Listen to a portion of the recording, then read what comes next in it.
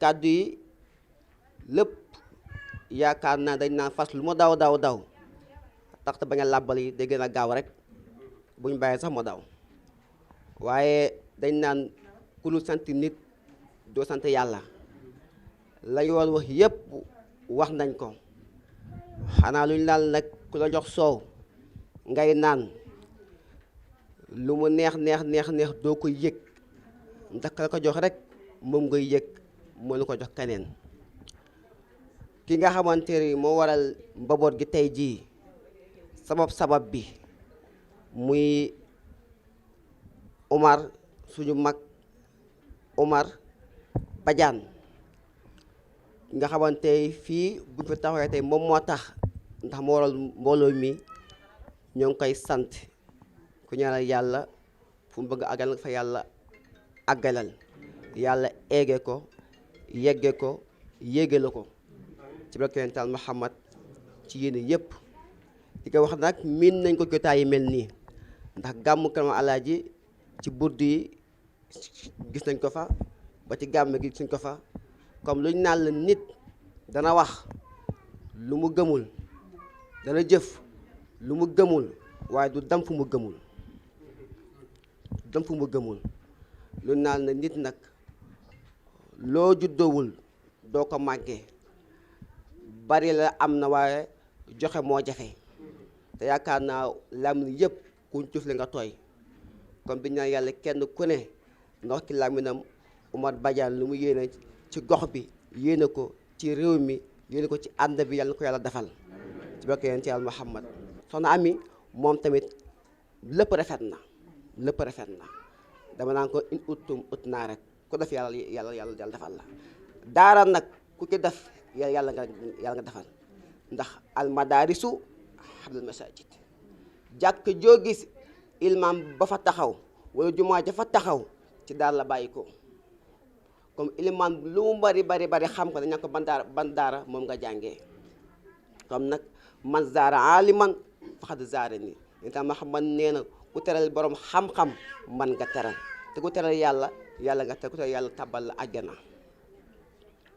comme yaakaar naa ne comme ñuy defal yàlla dañ leen ñaan yàlla gaa bu baax a baax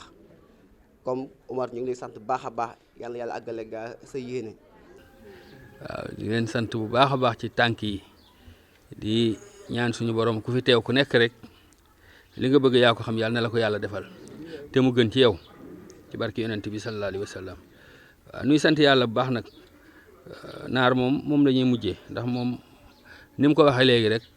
noonu laa ko daan waxee te noonu laa ko gëmee moom lu mu ne rek ñeme naa loola naar Seck lu mu ne ñeme naa loola te lu mu nekk dinaa ci ànd ak moom ndax li ma nekk mi ngi ciy ànd ak man te yàlla rek tax nag waaw kon nag ba mu ma junjee ni ma ci sëñ Omar mii lay àndal di ko jàppale man booba laa jàpp sama waa ji tegu ci moom it Cheikh Tidiane ni ma moom it sëñ Omar lay jàppale ma ne ko waaye yéen kon moom xanaa booy boo ngeen kon Omar la ñuy jàppale rek léegi ah te loolu tam lu ma gëm la man du ma wax lu ma gëmul incha allah billaahi wallaahi wa taalaahi du ma wax lu ma gëmul waaw kon li ma wax nii moo nekk ci man kon bu fekkente ni sëñ Omar da ngay ut ku la jàppale ku la ñaanal jàppal ni am nga ko su la ko ñaar ñi assuré la rek jàppal ni am nga ko billaahi wallaahi wa taalaahi waaw ba tax na kon ñu ngi leen di sant bu baax ci tànk yi waaw di ñaan suñu borom tànk yëpp yàlla na ko yàlla tànk jaamu yàlla waaw sëñ Jibril Sey ñu ngi lay nuyu bu baax sëñ Góor a Kase kazaalika naka noonu waaw ñoom it mën naa ni lu naar nekk ñoo nga ca waaw man mën naa leen yóbbaale géew waaw di sant suñu soxnay bopp nag ndax tam bi ma leen waxee sëñ Omar dafiy ñëw ak naar Seck nangam booba léegi fu ñu xamul pièce ñu ngi koy wutee kenn xamul loolu yëpp tam wax dëgg yàlla mënoon nañ ni yëguñu ko tey lañ ko yëg wala nangam waaye ñoom ñëpp ci jóg jàpp ci kon ñu ngi leen di sant bu baax a baax te ñoom it yaakaar naa ni daal li war a nekk bu nekkee luñ jàpp ñu jàpp ko ñoom it muy soxna yi waaw di sant bu baax nag suñu aale ndaw suñu Ousmane moom suñuy dëkkandoo lañu mën naa ñi teewal nañ fi dëkkandoo yëpp nag ndax it dañ leen koo wax ñu teew fi kon ñu ngi leen di sant bu baax suñu aale di ñaan suñu borom teewaay bi yàlla na ko yàlla def teewaay yu jaamu yàlla sëñ Omar daal jàppal ni ñu ngi lay sant di la ñaanal waaw loolu sëñ Cheikh wax nag man dinaay faral di wax ni génn Sénégal benn laa ci bëgg muy siyaare ji yonent bi bu dul loolu rek bëgguma génn Sénégal maa ngi koy ñaan waaw loolu daal moom bëgg naa ko ci génn Sénégal waaye lu dul loolu jaraluma génn Sénégal ah ndax lu leneen lu mu doon mën nga ko am te doo génn Sénégal waaye léegi moo mënoo ko am te demoo fa kon nag yàlla nañ ko yàlla defal te mu gën ci ñun ci barke yonent bi sallallahu alayhi wa sallam yàlla mën na ko sañ na ko wala xam moo xam ci yéen la koy jaarale wala feneen nag waaye moom sëñ Cheikh moom jël na fi engagement léegi nag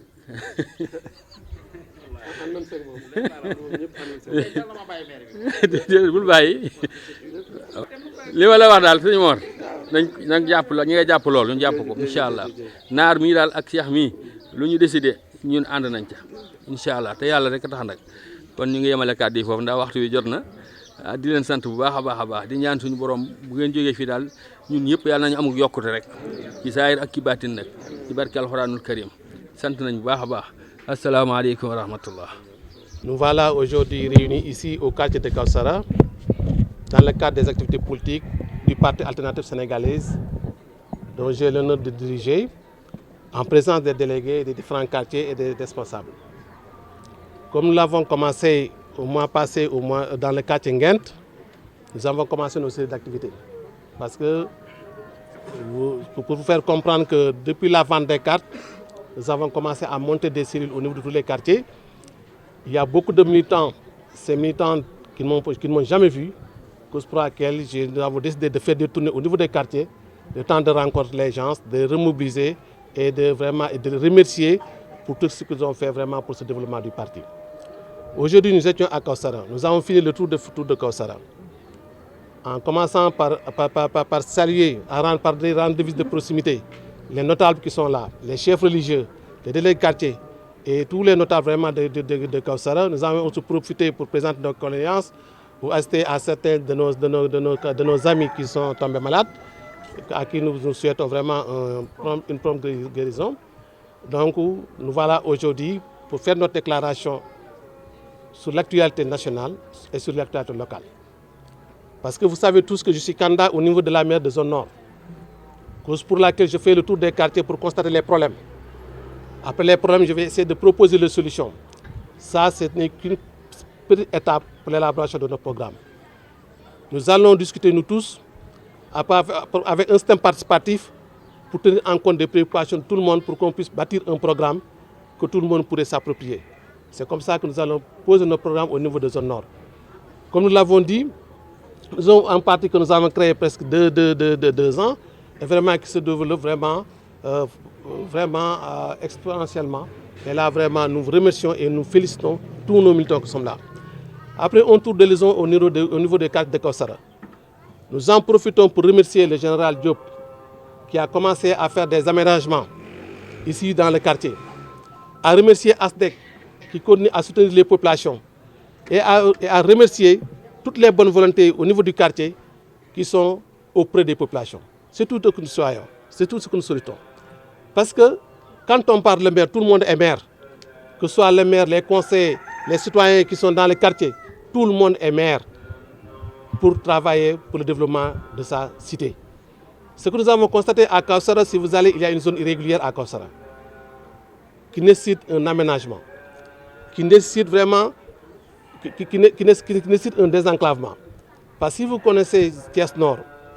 entre Kawsara et Pognan, il n'y avait qu'une seule route. Actuellement, avec la zone nord-du-Ficandi, avec le bassin de tension, on risque de perdre cette route. Donc vraiment, nous avons inscrit dans notre programme pour essayer de désenclaver une route qui partira du monument de Kercher, qui va traverser le marché Ngelaw, aller passer par Kawsara, aller jusqu'à Pognan pour atteindre le voie de contournement nord. Parce que, comme vous le savez, un quartier pour qu'il puisse, une commune pour qu'il puisse se développer, il faudrait vraiment des routes. Il faut des aménagements. Même si on n'a pas les moyens pour faire quand même du goudron et autres, il faut des aménagements et de l'éclairage qui permettra vraiment aux populations vraiment d'avoir une meilleure sécurité. Au niveau,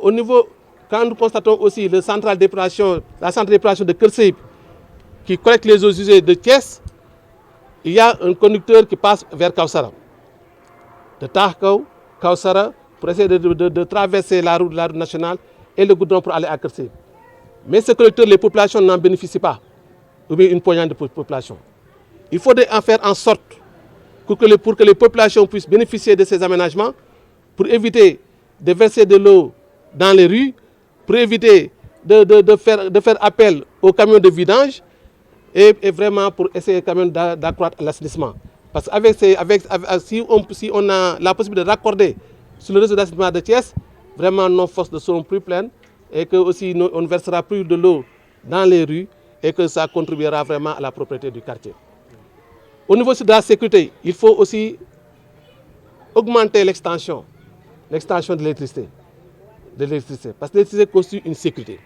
Et par rapport à la zone irrégulière, comme je l'ai proposé dans les autres quartiers, que je vais dire, il faudrait quand même qu'on essaie d'aménager cette zone pour mettre à ces propriétaires de maisons de disposer des titres de propriété. Parce que si vous disposez d'une maison sans que vous ayez valorisé, sans papier ni rien valable, quand même vous ne disposez absolument rien. Il faudrait quand même cette sécurité foncière par rapport à ça. Et ça passe par l'aménagement en discutant avec les populations pour essayer de voir comment régler le quartier par rapport à ça.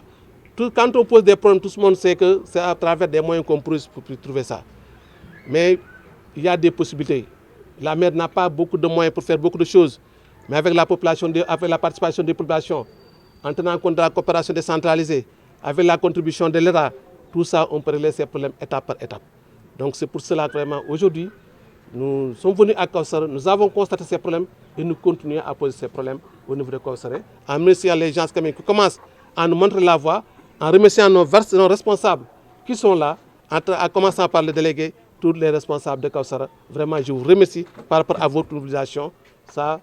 soyez rassurés que j'en serai très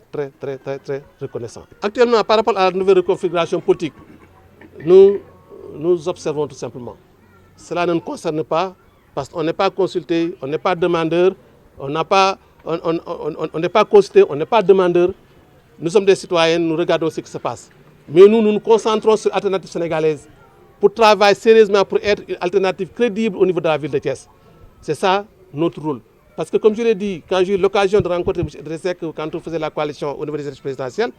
je dis, Monsieur le Président, nous avons créé un parti et nous souhaitons que notre parti soit le premier à Thiès, sur le Sénégal. Que notre parti soit le meilleur,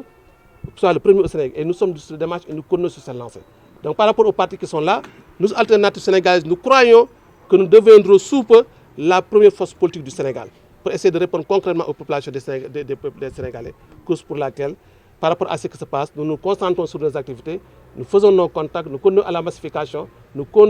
essayons de dérouler notre programme sereinement et par rapport à ce qui se passe. Parce que si nous constatons actuellement, le président qui est en train de dérouler avec son programme, il a déjà fait 5 ans en décevant les populations, il continue à le faire, n'avons pas confiance à tout ce qu'il fait, ni son gouvernement et quoi que ce soit. Parce qu'il fait du pilotage à vue, on ne sait pas où il va, n'importe qui pourra embarquer, il ne sait pas où il va. Quelqu'un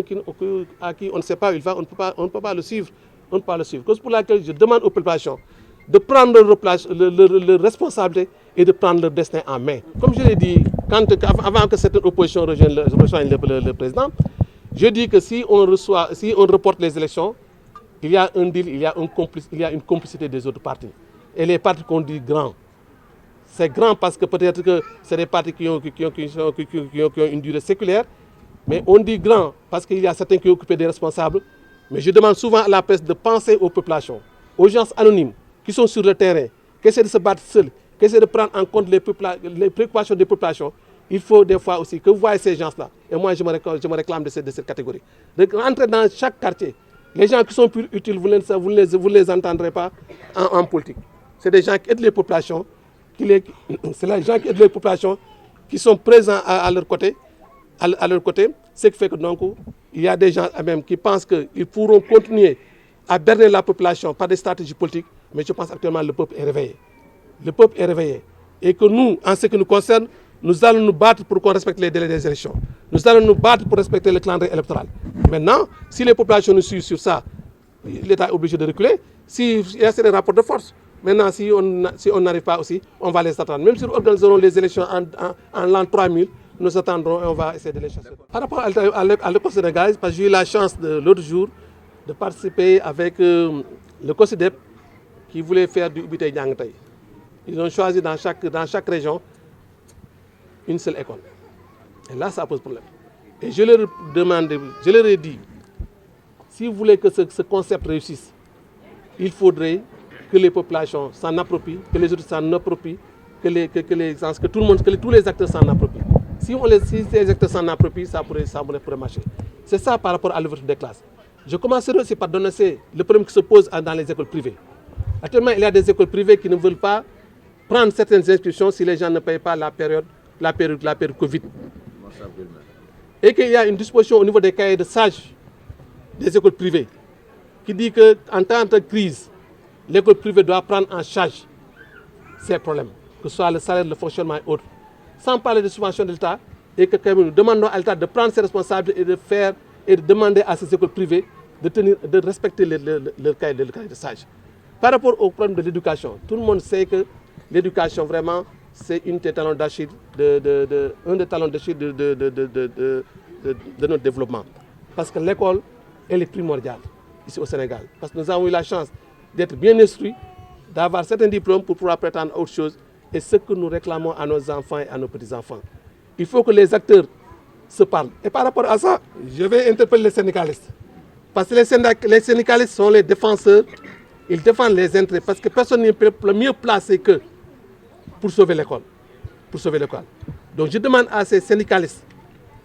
vraiment de se concerter et de ne mettre que les intérêts de l'école avant. Parce que personne n'est mieux placé que avec les rapports de fesses, pour amener le gouvernement à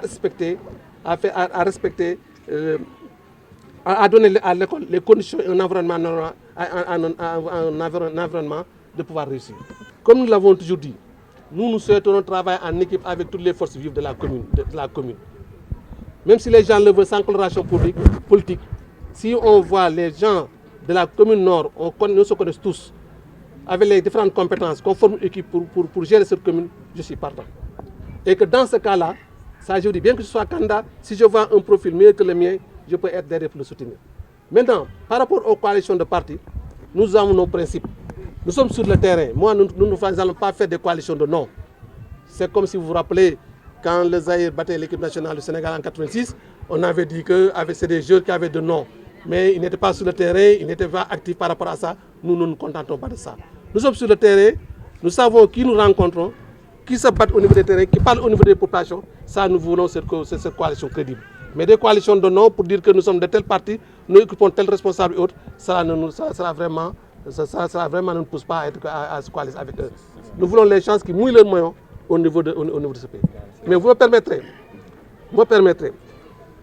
durant la période où ce gouvernement était en train d'être formé,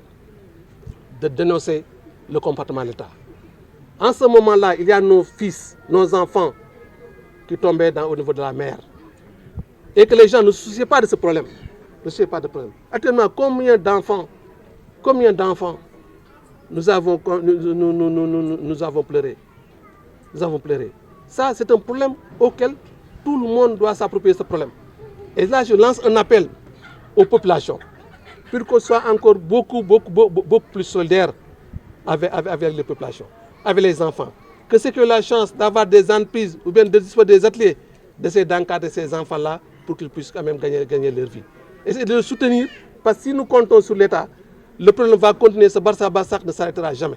Il faut que les populations prennent leurs responsabilités, essayer d'encadrer les enfants, de les encourager pour leur montrer que tout ce qu'ils peuvent avoir à l'extérieur, ils peuvent l'avoir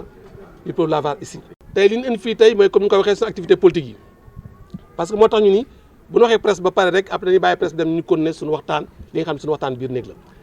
li ñu fi indi tey mooy bi ñu tàmbalee di jaay ay carte dugg si quartier yi nit ñi jaay ay carte cellules yu bari nit ñi am responsable xawma leen am ñoo bari xawma leen man dañuy def si quartier yi tournée bu ko defee au moins ma am chance rencontrer population yi sargal leen gërëm leen gën leen a ñaax pour ñu continuer liggéey bi nga xam ne ñoom ñu ngi koy def parce que li ñu gis si liggéey bi mooy bu ñëwee si quartier bi tamit dañuy siyaare ñi nga xam ne ñoo fi nekk ñëpp di xool quartier bi lan moo fi problème am di xool quartier bi lan mooy jafe-jafeem ñoo suñu xalaat si loolu bi ñu wëree quartier bi gis nañ fi ay doomi Kawsara yoo xam ni vraiment ñu jàppale waa Kawsara ñu demee ni général Diop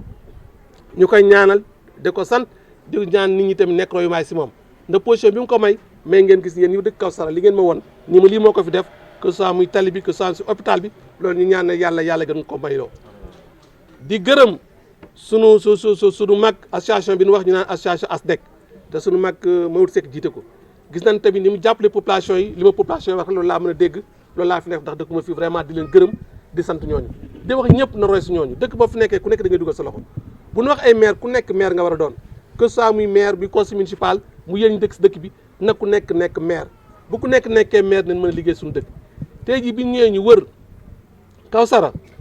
liñ fi gis mooy am na zone yoo xam ne boo fa demee dañ naan la amuñu ndox am na zone boo defee ñun la fii courant amu fi zone boo xam ne boo fa demee ñun la fii insécurité dafay am donc ak yooyu bu ñu xoolee rek yenn mbedd yi nga xam ne su ki ma doon wax général def na ko tey jii bu ñu am na mbedd yu bëri bu ñu ko aménagé woon Kawsara ne am noo xam ne noonu lay demee même bu ñu ko mënta guddoon sax ñu def ko pavage yi demee noonu loolu day tax ñu wane yoon boo xam ne mu ndox amee taa du am leen du teb du am ñu xool si problème assainissement bi bu ngeen xoolee collecteur bi nekk Kër Seyib centrale d'épuration bi nekk Kër Seyib collecteur bi dafa romb Kawsara yaa bëri ko romb Kawsara mais loolu tey jii bu fekkoon population yi jariñoon nañ ko nit ñi branché fa muy seen fosse yi muy seen ndox mi ni sànni si mbedd mi mu ni tuur loolu de tëdd gën a set bu boobaa dootoo woote ay camion vidange doo ko war a def mais tey yéen te risque bi ngeen si yor kenn yoru ko fi ndax mu ngi jóge fële si biir si yeneen communes yi jaar fii tey jii bu explosé woon tey jii day nekk bombe écologique boo xam dañu si population yi kon nag dañ fexe population yi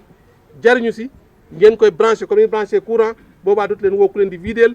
dootu leen woo dootu leen sànni ni mu ndox si mbedd yi donc loolu bu ko defee day tax suñu dëkk gën a set loolu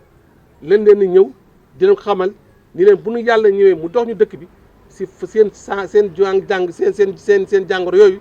lañ leen bëgg a fajal te fépp fu ñu dem aussi di ko ñaan si kilifa diine yi fi nekk ay di leen ziyaare dañ ni bi ngeen ñu ñaan leen ñu gañe bu fekkee mën ñoo def li fi gën yàlla bu nu yàlla gañeloo parce que ñun dañoo ñëw pour liggéey dëkk bi loolu moo tax ñu ñëw pour ànd ak yéen gis nañ da ngeen si doxee ni ngeen si jàppalee ne leen continuer si ñi ñu nekkee mobilisation bi nekk fii vraiment waa Kawsara maa ngi leen di sant di leen gërëm lii ma gis fii dal na sama xel li ma gis ngeen dal na sama xel lii bu ko gisee commune yëpp ñu def ko quartier yëpp ñu def ko gox yëpp ñu def ko suñu xel day dal ñu continuer si liggéey boobu. Idrissa Seck yàlla bi ñu boolee ma nekk coalition bi ñu waxtaan pour ma bokk si coalition dama ko ni monsieur le président damaa créé parti politique di ñaan sama parti politique raw sa parti raw parti Macky raw parti Abdoulaye Wade raw parti Senghor pour que parti alternative Sénégal nekk le premier parti au Sénégal man loolu laay def man nekkuma parti yóbbaale nekkuma parti bootu nekkuma parti leneen li ma gis si dëkk bi am ko yéen si dëkk bi moo tax ma liggéey si côté bu dema noonu loolu laay def xëy na nag yeex na noo taam li wax ndax doon nekk si terrain di liggéey léegi nag ñu ngi génn fu ngeen dem ngeen topp ñu neen xam ñu ngi liggéey am lu ñu liggéey ngeen xool yeneen parti li ñuy def ndax li ñuy def ñu ngi koy def ou bien defuñu ko foofu la nekk si cadre nag élection ay carte donc te inte ko joxe te gor yi toog fii ñii fi toog defe naa ne ñoom bu ñu jógaat beneen tànk si li ñu def jógaat beneen tànk def naa ne boobu suñu xol na dal donc loolu ñun leen ñëw leen gëm moo tax ñoom bu ñu def seen yëf da leen bàyyi ñu def seen yëf ñun ñu am leen gëm parce que ànd bi ni ànd ak ñoom ànd dëgg la ànd nawle ànd gor la dafa am coalition ak coalition bu doon coalition bu rëy kon defe naa président bi daale nañ ko bu doon président coalition bu rëy donc moo am njariñ kon président bi du remplir si ay waxam dégg nga man nag danaa def coalition mais ak ñi may defal coalition man kuy liggéey laa defal coalition mais ko xam dama am tur rek responsable waan tëdd defoo dara kenn déggatu la nga découragé tëdd kooku dama defee coalition damay def ñi nga xam ñu ngi si terrain bi di liggéey dem si nit ñi di wax ak nit ñi xam ne ñu nga fa ba xam ne ñooñu bu ñu jógee dañ am fon fi teg seen tànk ñooñu la ñuy àndal ñooñu la ñuy defal coalition bu fekkee ñun ñëpp d'accord nañu ñu xool si gox bi ñun ñëpp xàmmee nañu ñu xool compétence bi nekk ñu xool ku nekk lam man ñu def benn équipe boobaa sax d'accord naa bañ see bokk baa ma nekk seen ginnaaw jàppale leen parce que li ma soxal moo ñu liggéey son nord loolu moo ñu liggéey mais comme ni noonu taxawee rek ñun gëmee suñu bopp rek ñun faalewu nit ñi li ñu def ñun actuellement nu ñu concentré ñun li ñuy def lan leen gëm li ñuy def dañuy continuer li ñuy def dañuy gën a yaatal li ñuy def dañuy gën a ñëw gën ko ànd ak ñi dama ni même bu ñu ko foomoon l'an 2 l'an 3000 ne leen xaarte bu ñëw ñëwal leen li leen war parce que suñu dëkk moo ñu ko jaral suñu dëkk leen bëgg a liggéey duñ def dara loo xam ne daf ñu découragé lépp lu ñu mën a def ñu nañ continuer si ñuy def nii ñëw suñu mbokk dem di leen nemmeeku di wax nit ñi di ñaanal ñuy ñëw di yokk di wut suñu militant di leen nemmeeku ñu xam suñu tool si di ànd ñoom di liggéey problème jël gaal yi boo xoolee temps bi ñu formé gouvernement bi boobu léegi sama yaram dafa daw ndax boobu temps ñaata doom ñoo des si géej gi suñu ñaata doom moo gaañu nit ñi taluñu ñooñu tal ñu gaañu di xalaat ku nekk lu may am loolu lu ma métti la moo tax may laaj nit ñi may ñaan nit ñi ñaan population yi na leen gën di jàppante na leen gën di jàppale nit nekk koo tane nga dimbali ko suñu xale yi na leen gën a jàng na leen gën a encouragé ku yor atelier nga jéem a jël si xale yi ku ku yor entreprise jéem a jël si xale yi ku dekk xale jëm ko jàngal jëm ko encouragé jëm ko yar jéem a woon la am bitim réew mën liggéey fii am jom mën ko fi am donc loolu laa bëgg population di ko ñaan population yi commencé ko si man commencé ko si ñëpp ñu gën a jàppale population yi ñu gën leen a jàppale si loolu pour ñoom ñu mën a tekki ndax tekki fii gis ngeen ñoo xam juróom na ba génnuñu fi te yàlla suturaal na leen ñu demee na ñun kon boog ne leen xale yi ñu jàng xiir leen si liggéey xiir leen ñu gën a wóolu seen parents yi gën a gëm yàlla def naa bu ñu ko defee yàlla leen mën a suturaal problème jàngatu école bi bu ngeen xoolee école privée yi ñu naan am na ñoo xam duñu leen jël parce que il faut ñu fay temps Covid bi nga xam ne jànguñu ko te dafa am cahier de charge boo ubbi école privée dafa am benn cahier de charge bu la ni bu fekkee ni da nga ubbi sa école bu crise amee dafay am ñetti weer yoo xam ni bu crise amee yaa ko war a jël sa bopp war a fay nit ñi war a def lépp affaire demee noonu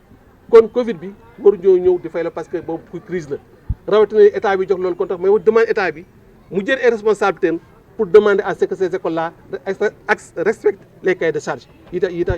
yéen autorisé ko donc loolu leen gis si njàngate bi gis ko si ubbite école bi si xale yi te encore vraiment problème xale yi dafay problème boo xam daf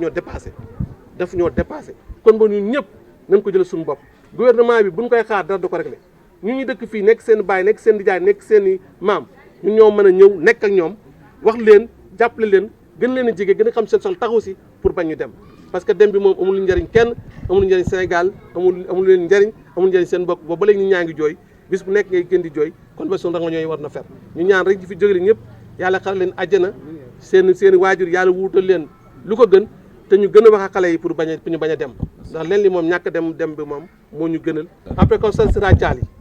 après comme sera Thiali après Thiali on va vers Medina Fall de Medina Fall on ira à Diakhao de Diakhao on ira à Taxikaw de Taxikaw à Keur Elhadji après que Cheikh ferme là pour la zone nord